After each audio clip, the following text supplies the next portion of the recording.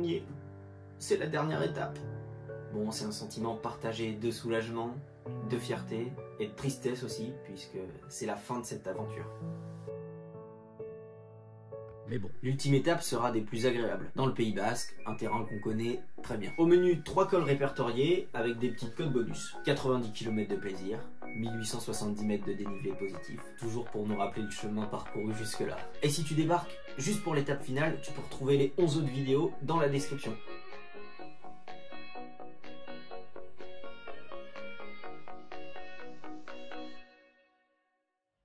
Pour clore cette belle aventure, on parle de Saint-Jean-Pied-de-Port. Et on file vers Saint-Étienne-de-Baïgorry, où nous attend le premier col du jour, et c'est celui d'Ispegui. Alors je suis le seul à l'avoir fait des trois, mais moi je l'ai fait du côté espagnol et jamais du côté français. Cette fois-ci, on emprunte par le côté français, donc c'est une découverte pour tous les trois. Ça fait 8 km à 6% de moyenne, et c'est relativement constant. Si jamais tu passes par là, et dans pas mal de cols du Pays Basque, tu pourras trouver au sommet quelques bentas, où tu pourras te rafraîchir et te restaurer. C'est bien pratique parfois, et je te cache pas que ça m'est déjà arrivé d'y aller pour me reposer un peu et récupérer.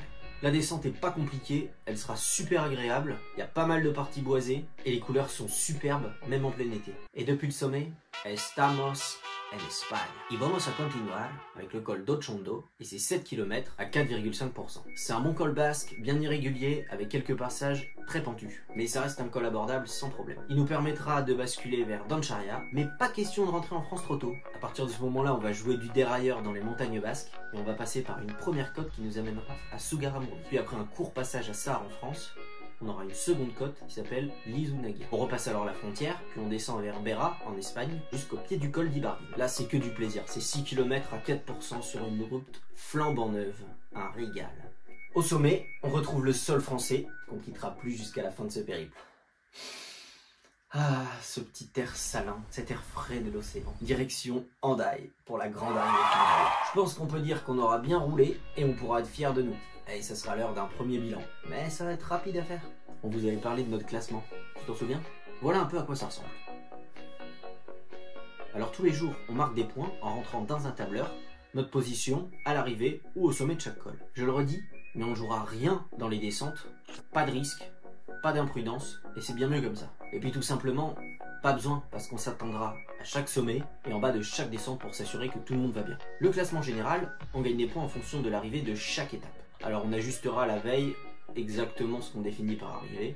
L'idée est encore une fois de ne pas prendre de risques et de s'amuser avant tout. Il y aura aussi des bonifications en haut de chaque col, première catégorie ou hors catégorie. Toujours pour diminuer les risques et récompenser ceux qui grimperont le mieux. Parce que ouais, dans la vraie vie, plus tu grimpes vite, plus tu prends de l'avance, plus tu risques d'arriver à l'arrivée en première position. Mais comme on s'attend, il faut bien trouver une parade à ça. Donc on a mis ces petites bonifications. Pour la montagne, on a aussi fait un barème en fonction de la difficulté de chaque col. Plus c'est difficile, plus tu marques des points. Et tu marqueras des points seulement sur les cols répertoriés. Donc tu auras tous les jours entre 2 et 3 cols pour marquer des points. Et à la fin, on fait le total. Pour vous permettre de suivre un petit peu l'évolution des classements, on fera des classements intermédiaires, comme ça vous pourrez miser sur votre favori. Quoi qu'il en soit, le repos sera bien mérité après tout ça, et ce qu'on te propose, c'est de faire une 13e vidéo sous forme de forum à questions. Donc tu peux poser toutes les questions que tu veux en commentaire, tu peux aussi nous les poser sur notre Insta. Ce qui serait malheureux, c'est que tu sois pas encore abonné, mais au cas où, c'est juste là. Et on se dit à bientôt pour répondre à toutes ces questions. Ciao!